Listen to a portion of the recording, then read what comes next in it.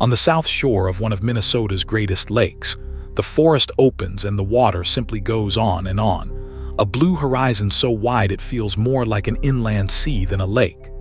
This is a place where thick northern woods meet an enormous sky, where a Franciscan friar once wandered captive centuries ago, and where the Dakota and the Ojibwe have known these waters as home for longer than any map can record.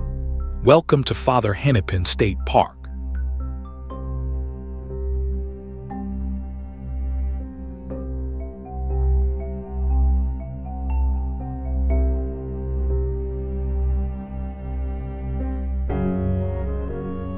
We are in central Minnesota, on the southern shore of Mille Lake, beside the small town of Isle. The park is a quiet green headland of birch and pine reaching out into the water, a wooded doorstep to one of the largest lakes in the whole state. From here, the far shore is only a thin line on the horizon.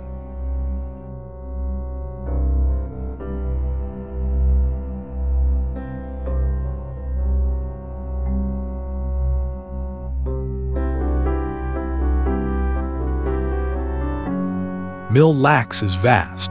Spreading across roughly 200 square miles, it is among the very largest lakes lying entirely within Minnesota, so wide that standing on its shore you cannot always see the other side. Waves roll in like surf, and on a clear day the water and the sky seem to trade places. It is the kind of lake that shapes the whole country around it.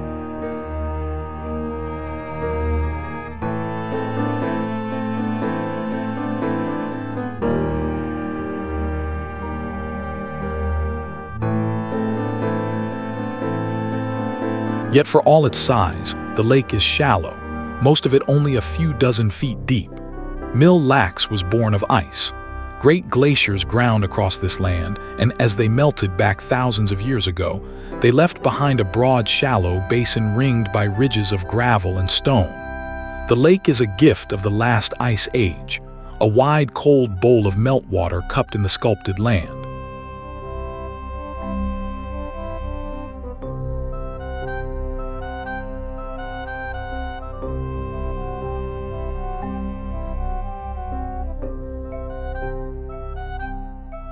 And people have lived along these shores for thousands of years. The Dakota knew this lake as a heartland, a place so central they took their name from its spirit waters. Later, the Ojibwe came into this country, and the Mille Lake's band of Ojibwe live here to this day, keeping their homeland on the very shore of the lake. To both peoples, these waters have always been far more than scenery.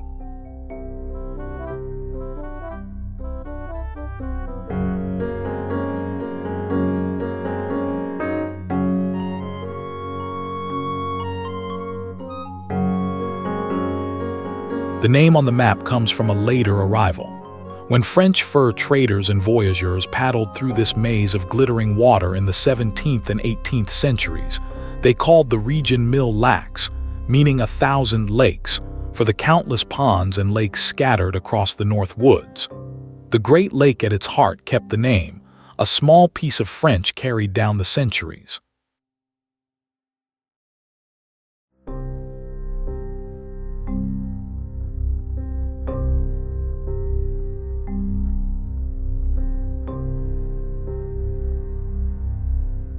The park itself honors one of those early travelers, a friar named Louis Hennepin. A Franciscan recollect, he came into this wild north country in 1680, exploring the upper Mississippi at a time when it was entirely unknown to Europeans. For a season he lived among the Dakota, at times a captive, at times a guest, journeying through a land of endless forest and water that few outsiders had ever seen.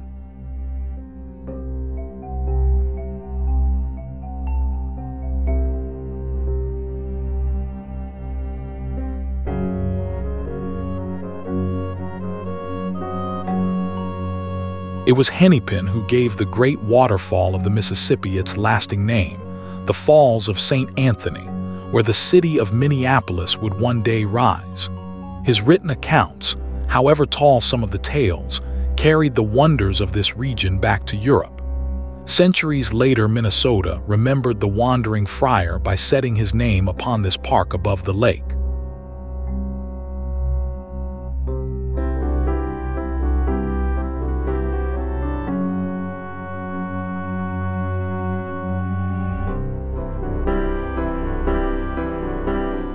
Today, Mille is famous above all for one thing: its fish. These shallow, food-rich waters are one of the great walleye lakes of North America, and anglers come from far and wide to try them, in open boats through the summer and in whole villages of ice houses across the frozen winter. The lake has fed and drawn people for as long as anyone has lived beside it.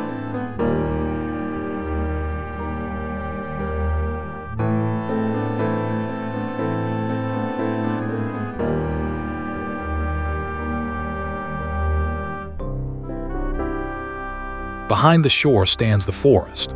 Father Hennepin protects handsome stands of old woodland, some of it grown tall and undisturbed for generations, a surviving fragment of the great northern forest that once blanketed this land. To walk its trails is to move through cool green shade and dappled light, the deep hush of big trees far older than the park itself.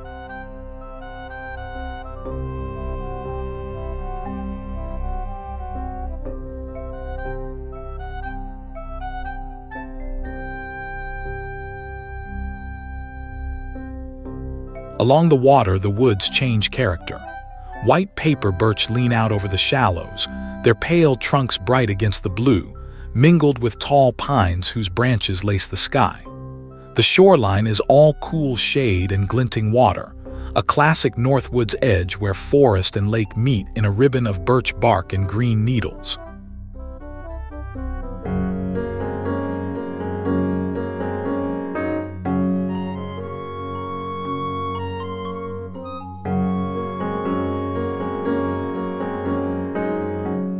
And the lake is alive. Bald eagles wheel over the water and perch in the tall pines, watching for fish below. Out on the open lake float the loons, Minnesota's beloved birds, their wild calls drifting across the evening water like something from an older world. This shore belongs as much to the eagle and the loon as to anyone.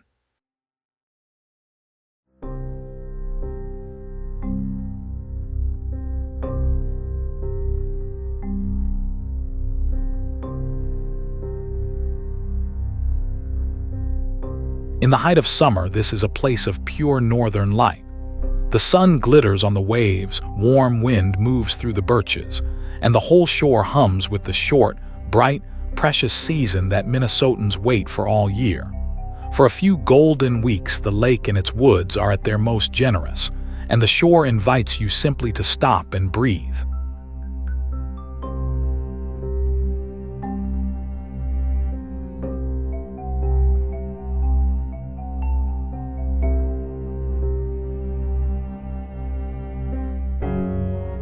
So this quiet shore is a meeting place of stories. Here, the deep indigenous world of the Dakota and the Ojibwe, the passing age of French voyageurs and wandering friars, and the later arrival of anglers and travelers all come together on a single stretch of birch-lined water. Every layer is still present, folded quietly into the woods and the waves.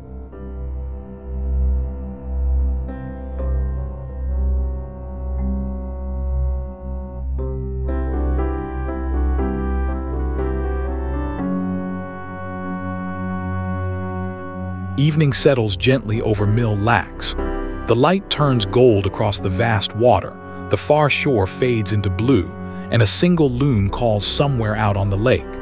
On this green headland of Birch and Pine, the size of the water and the depth of its history seem to settle into one calm, spacious peace, the South Shore at rest.